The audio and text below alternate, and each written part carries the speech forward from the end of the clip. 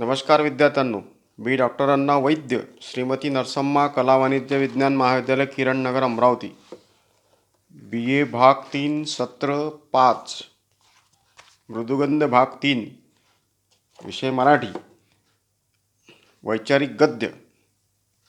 आणि आज आपण सत्र 5 अंतर्गत मृदुगंध भाग 3 मध्ये दुसऱ्या क्रमांकाचा जो वैचारिक पाठ अभ्यासक्रमात समाविष्ट आहे तो आहे मंत्रबळ नव्हे यंत्रबळ.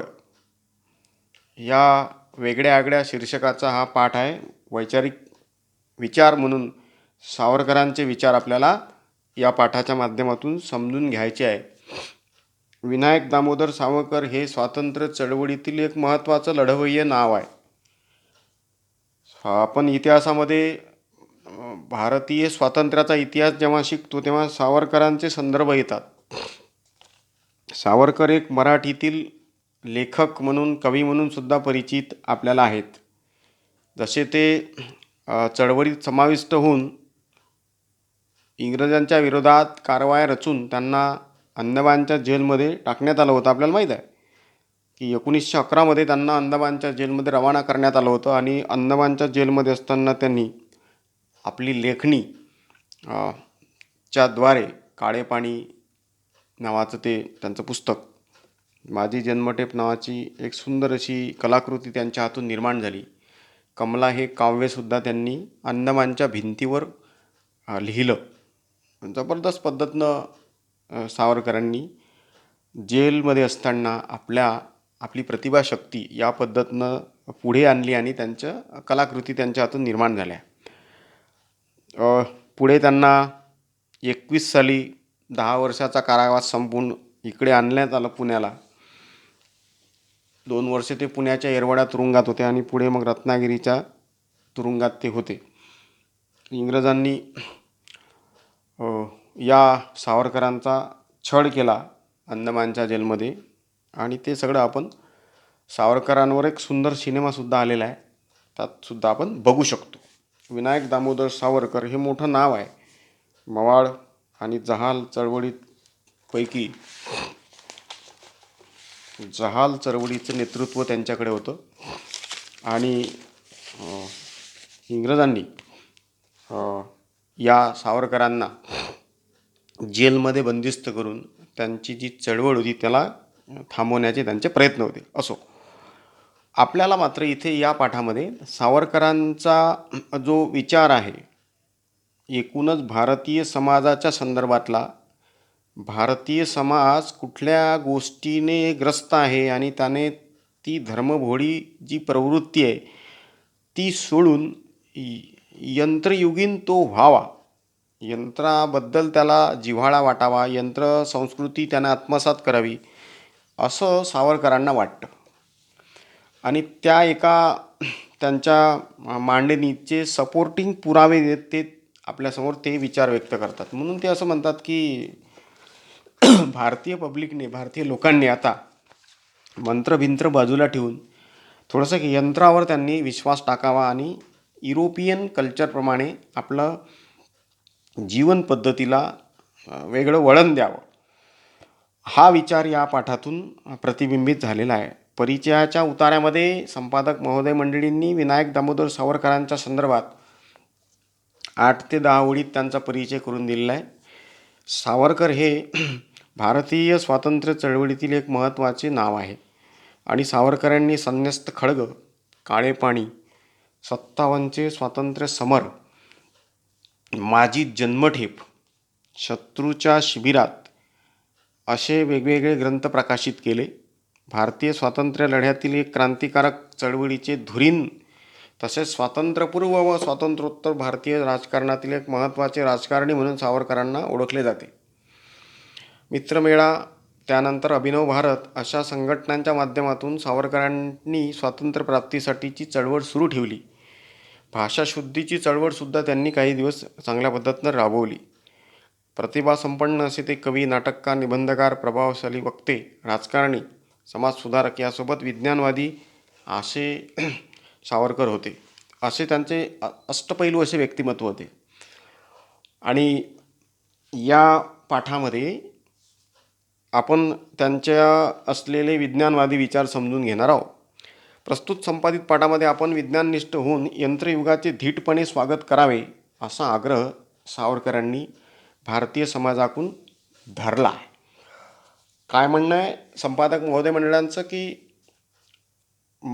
भारतीय माणसाने आता विज्ञाननिष्ठ झालं पाहिजे, त्याने तो देवघोळेपणा सोडला पाहिजे आणि मग विज्ञानाची कास धरून विज्ञानाचे सिद्धांत सूत्र आत्मसात करून स्वतःची प्रगती करून घेतली पाहिजे, हा आग्रह सावरकरांनी या पाठात धरला आहे.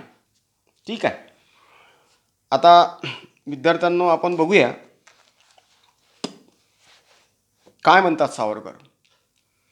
शीर्षकाकडे आपण थोडंसं चर्चा करू. शीर्षक काय आहे की मंत्रबळ नव्हे यंत्रबळ. जे काही आता इथून पुढे आपल्याला हा डोलारा पुढे न्यायचा आहे.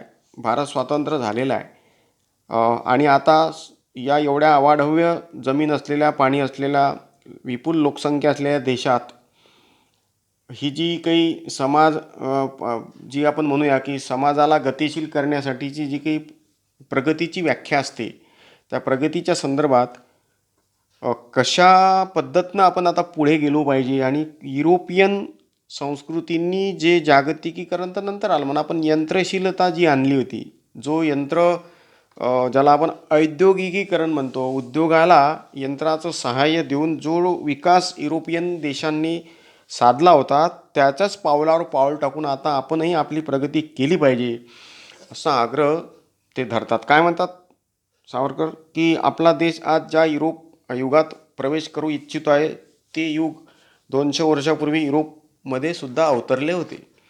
जसा भारत आज स्वातंत्र्य झाला आहे म्हणते, तसाच युरोपसुद्धा 200 वर्षापूर्वी स्वातंत्र्य झाला होता आणि त्यांनी युरोपियन लोकांनी वेगवेगळ्या पद्धतीनं शास्त्रीय संशोधनाच्या संदर्भात काही एक नवे ठराविक सिद्धांत समोर त्यांनी ठेवले होते आणि आज तीच स्थिती भारताची सुद्धा आहे म्हणते की 200 वर्षापूर्वी ज्या स्थितीत युरोप होता, आज भारत त्याच स्थितीत आहे. कसा म्हणजे 200 वर्षापूर्वी आपण मागे पडलेलो आहे युरोपच्या. आपण आता युरोप पुढे गेला 200 वर्ष पुढे आणि आपण आता 200 वर्ष युरोपच्या मागे आहोत.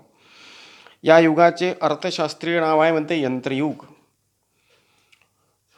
म्हणजे हे जे युग आहे म्हणते, सावरकर असं म्हणतात की या युगाचं नावच आपण यंत्रयुग ठेवलं पाहिजे आणि आपल्याला ते दिसते मित्रांनो. सावरकरांनी हा पाठ लिहून तर जवळजवळ 60 वर्ष झाली आणि 60 वर्षानंतर सावरकरांचं हे वाक्य खूप महत्त्वाचं आपल्याला वाटते यासाठी की आज तर आपण टोटल डिपेंड आहो यंत्राच्या भरोश्यावर. आपलं हे जे अध्यापन चालू आहे यूट्यूबच्या माध्यमातून, याला सुद्धा यंत्राचं सहाय्य आहे आणि सावरकरांनी तर तेव्हाच म्हटलं होतं की हे युगच कुठलं आहे, यंत्रयुग आहे.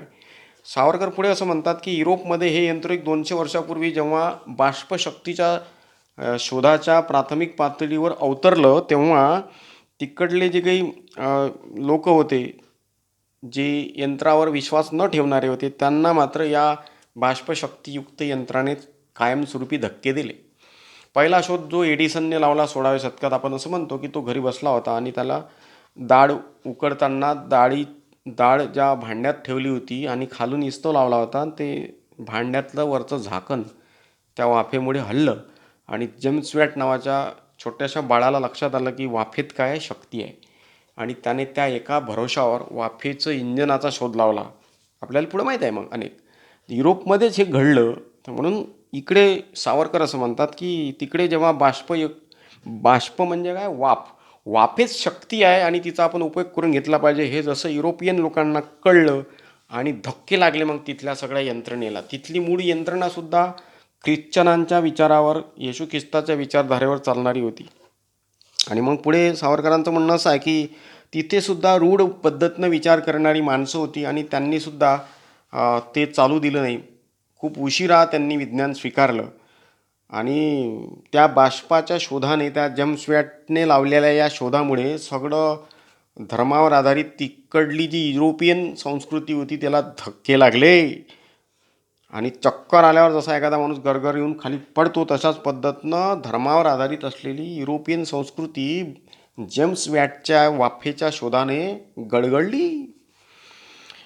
मनुष्य जातीवर हे कुठले संकट आले म्हणून अनेक धर्मधुरीण तिथं घबरावले होते की हे वाफेत शक्ती आहे मग आमचे ईश्वर आणि त्यांनी जे काही ठरवून दिलं आहे ते मग सगळं वाया गेलं का? अशा पद्धतीने त्यांचे पायाखालची वाळू सरकली. पुढे असं म्हणतात की यामुळे आता काय होईल, हे यंत्रयुग जर आलं, वाफेत जर शक्ती आहे असं जर म्हणायला लागलो म्हणते आपण, तर मग काही खरं नाही आता, असं तिकडले धर्मधुरीण म्हणत होते. काय काय म्हणत होते ते युरोपमध्ये 200 वर्षापूर्वी? कोण?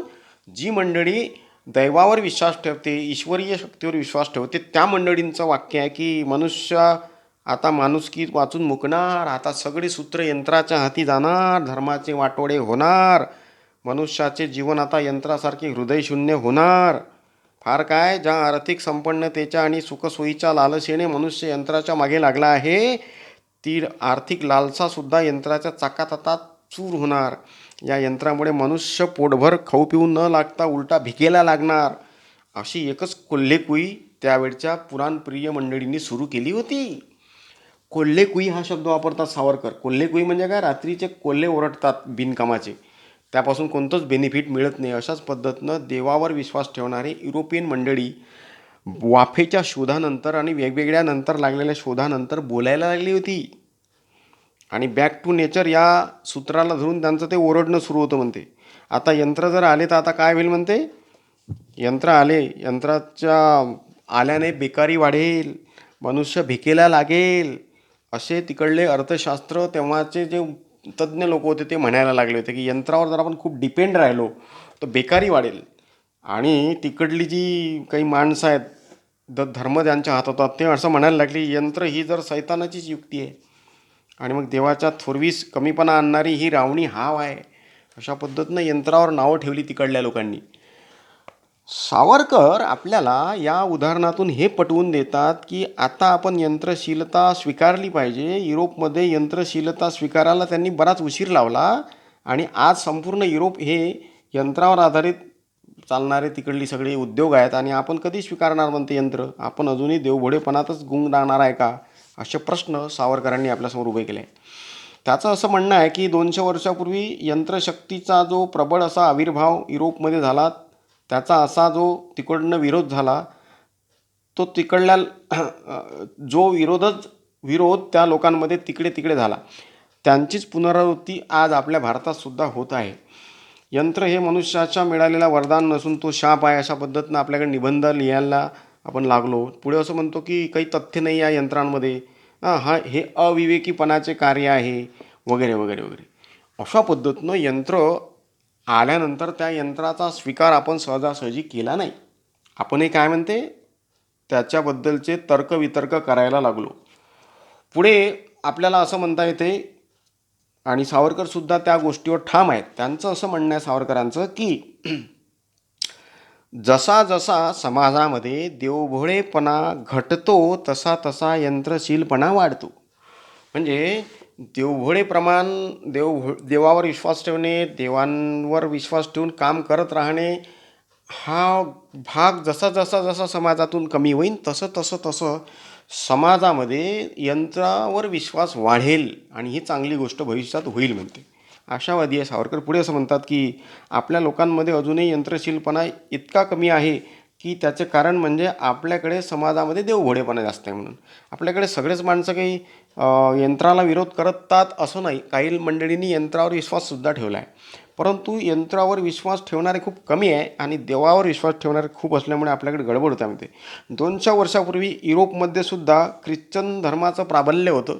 आता युरोपचं उदाहरण वारंवार सावरकर आपल्यासमोर यासाठी ठेवतात की यंत्रच मुळामध्ये हे युरोपियन कल्चर आहे आणि युरोपमध्ये सुद्धा यंत्राला विरोध झाला सुरुवातीला. एक उदाहरण ते घेतात की 200 वर्षापूर्वी जेव्हा युरोपमध्ये ख्रिश्चन धर्माचं प्राबल्य होतं, कोणता ख्रिश्चन धर्म? कॅथॉलिक. तिकडे 2 भाग आहे धर्माचे त्या ख्रिश्चनांचे. एक कॅथॉलिक आहे जो परंपरावादी आहे आणि प्रोटेस्टंट हा पुरोगामी आहे, तो सुधारणावादी आहे. तर ख्रिश्चन धर्मानुसार असाच देवभोळेपणा तिकडे युरोपमध्ये सुद्धा होता, जेव्हा त्यातही यंत्रशीलपणा नव्हता. आता गोष्ट अशी आहे मित्रांनो की तिकडे जी मंडळी आहेत ती मंडळीसुद्धा यंत्रावर सहजासहजी त्यांनी एकाएकी विश्वास ठेवला नाही. त्यांनीसुद्धा यंत्राला नावं ठेवली आणि नावच नव्हे तर पुढं काय काय घडलं. पोर्तुगीज नावाचा देश आहे पोर्तुगाल म्हणून, त्याची राजधानीचं शहर आहे लिस्बन. आता या लिस्बन नावाच्या शहरात तेव्हा भूकंप आला आणि मग पुढे पहा काय घडलं. 18व्या शतकात आलेल्या या भूकंपाचं कारण सांगताना तिथल्या जो काही कॅथॉलिक वर्ग होता ख्रिश्चन, त्यांनी तर स्पष्टच सांगितलं की ख्रिश्चन धर्मानुसार असाच देवपुढेपणा होता. तेव्हा त्यातही यंत्रशीलपणा नव्हता.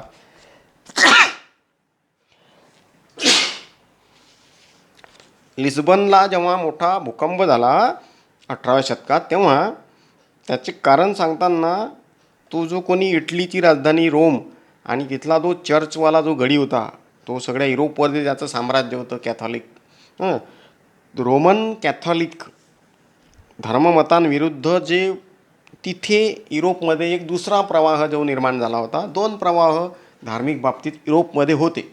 कॅथॉलिक विचारधारा मानणारा, येशू ख्रिस्ताला मानणारा परंपरावादी ख्रिश्चन, आणि येशू ख्रिस्ताच्या विचारात सुधारणा घडवून आपण हा स्वीकारला पाहिजे असं मानणारा प्रोटेस्टंट. तर कॅथॉलिकवाल्यांचं असं म्हणणं होतं की हा लिस्बन नावाच्या शहरात जो भूकंप आलेला आहे याचं कारण काय, तर हे जे प्रोटेस्टंटवादी लोक आहे यांचं हे पाप होय की हे भूकंप झाला, असे युरोपियन लोकांनी, मोठ्या मोठ्या धर्मगुरूंनी सामान्य जनतेला आपल्या भाषणातून सांगितलं. आणि प्रोटेस्टंट लोकांनी जे आजकाल धर्म बिघडवून लावला त्याचं हे पाप आहे.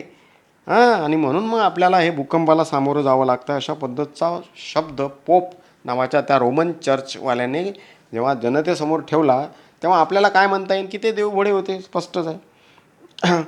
आणि मग आता जर यानंतर असा भूकंप झाला पाहिजे नाही असं जर वाटत असेल तर हे प्रोटेस्टंटवादी जे लोक आहे यांचं खच्चीकरण आपण केलं पाहिजे, यांना संपवलं पाहिजे, असा अत्यंत मानवाचा विघातक असा विचार या कॅथॉलिकवाल्यांनी तो एक तर्क काढला.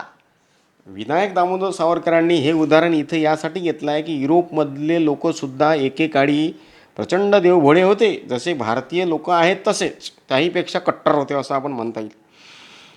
आता कसा काय मग त्या देशातनी शोध लागेल म्हणते जिथं एवढी सगळे विरोधी विचार आहे विज्ञानाचा. तर युरोपमध्ये ही देववादी वृत्ती हाणून पाडणारी विज्ञान वृत्ती जेव्हा उगवली तेव्हा काय त्या विज्ञानाच्या नियमावर अधिष्ठलेली यंत्रशीलता युरोपमध्ये भडकटू शकली नाही. हिंदुस्थानात आजही अगदी राष्ट्राचे सर्वाधिकारी म्हणून ज्यांची गणना होते असे गांधीजीसुद्धा बिहारमध्ये भूकंपाचे कारण सांगताना म्हणतात की हे अस्पृश्यतेचे पाप आहे. आतल्या दैवी आवाजाचा शब्दावर वगैरे ते सांगत होते. म्हणजे पुढे हिंदुस्थानामध्ये जे काही गांधीजी आहेत ते असं म्हणतात की बिहारमध्ये जो भूकंप झाला त्याचं कारण काय आहे, तर भारतामध्ये जी अस्पृश्यता आहे ते त्याचं कारण आहे असं गांधीजीसुद्धा एका ठिकाणी म्हणाले होते. आणि पाकिस्तानमध्ये बलुचिस्तानच्या परिसरात एक क्वेट्टा नावाचं गाव आहे. त्या क्वेट्टा गावाला मोठा भूकंप झाला होता. त्या काळातसुद्धा त्या भूकंपाचं कारण सांगताना ही जी भारतीय मंडळी आहे ती असंच काहीतरी म्हणाली होती की भूकंपाचे कारण मनुष्य जातीने कोणते पाप असावे याविषयी या आतल्या आवाजास कौल लागेल. म्हणजे आता हे जे गांधीजीसारखे तत्कालीन जे नेते होते यांनी या भूकंपाचे वेगवेगळे कारणं सांगताना अशा पद्धतीचे स्टेटमेंट केले आहे. तर शेवटी युरोपियन माणसं आणि भारतीय माणसं हे एकाच तराजूत मोजण्यासारखी आहे. तिकडेसुद्धा यंत्राला विरोध झाला, भारतीयांमध्ये तर तो होतोच आहे. तर सावरकरांचं म्हणणं असं आहे की यंत्रयुग जसं जसं येत राहील तसं तसं देवावरचा विश्वास कमी होत जाईल, तसं तसं यंत्रयुग वाढेल. पुढं असं म्हणतात ते की यंत्रशीलपणा हा या सृष्टीतील प्रत्येक भौतिक व्यापार ठराविक सृष्टी नियमांचे फलित होय. आता यंत्रशीलपणा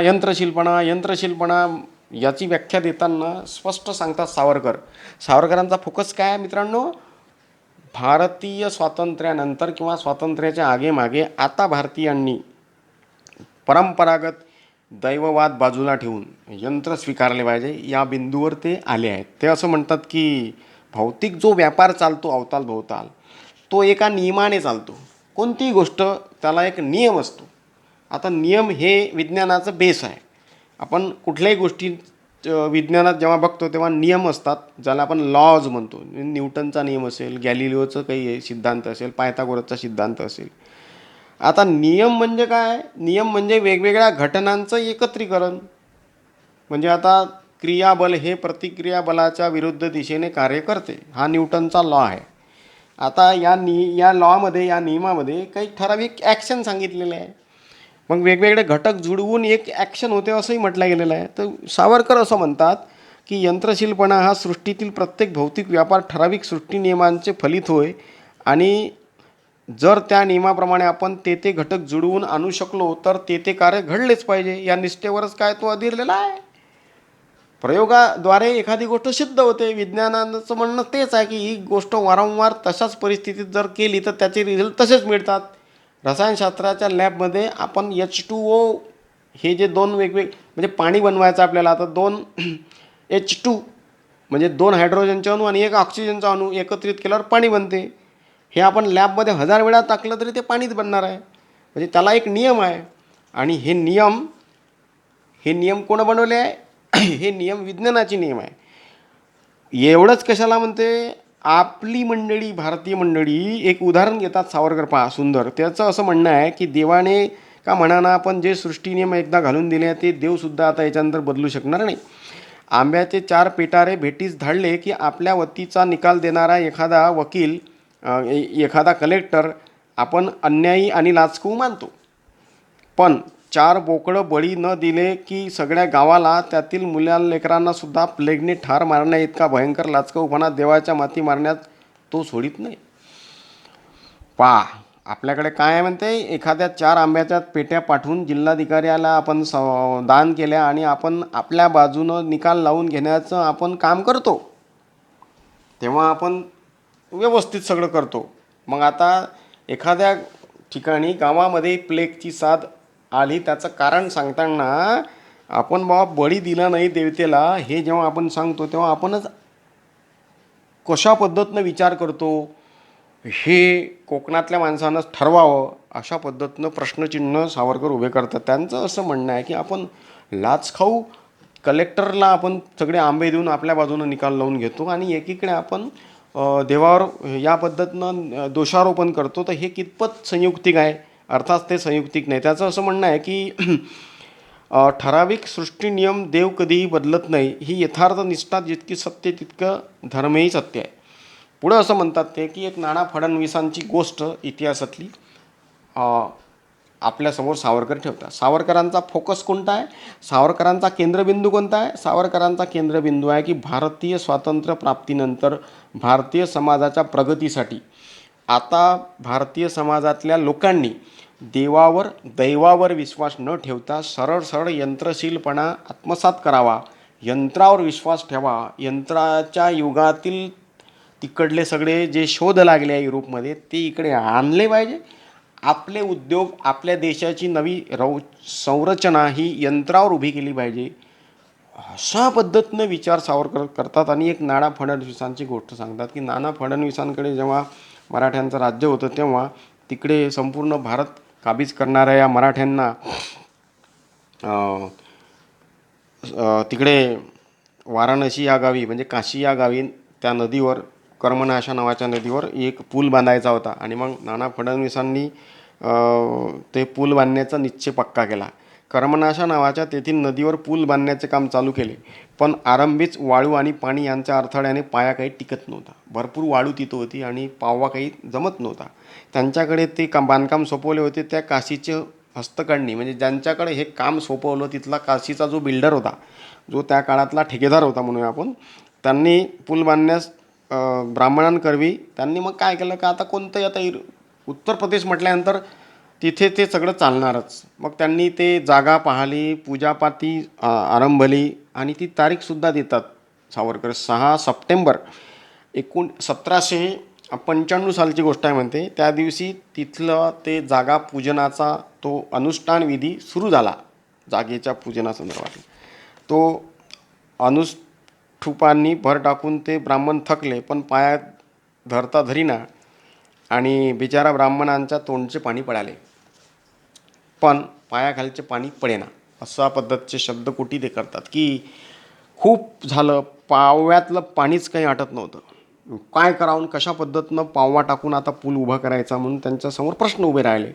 तो जो कोणी बिल्डर होता म्हणूया आपण, टेंडर उचलणारा, तर त्याने पहिले यज्ञ केला, यज्ञात आहुती दिली, मग ते सगळं सुरू केलं बांधकाम. आता ते पाणी जेव्हा आटायला लागलं नाही तेव्हा मग पुढं काय करतात, पायाखालची वाळूनी पाणी यांची अडचण आली आहे आणि ती निवारण्यासाठी अनुष्ठानाचा उपाय योजण्यात आला. ही बातमी इकडे नानांना जेव्हा कळली तेव्हा अनुष्ठान बंद करविले.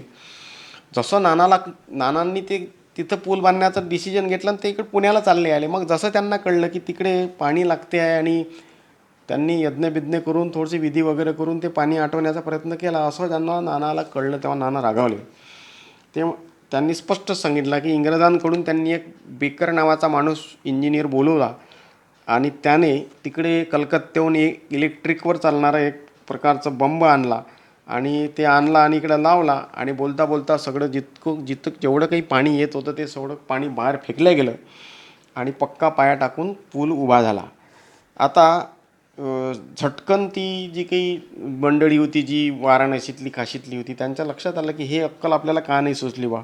तर ज्या पद्धतीनं इंग्रजी अधिकाऱ्यांनी ते यंत्र इकडे आणलं आणि ही जी तात्कालिक समस्या जी उभी झाली होती त्या समस्येवर ताबडतोब उपाय मिळवला.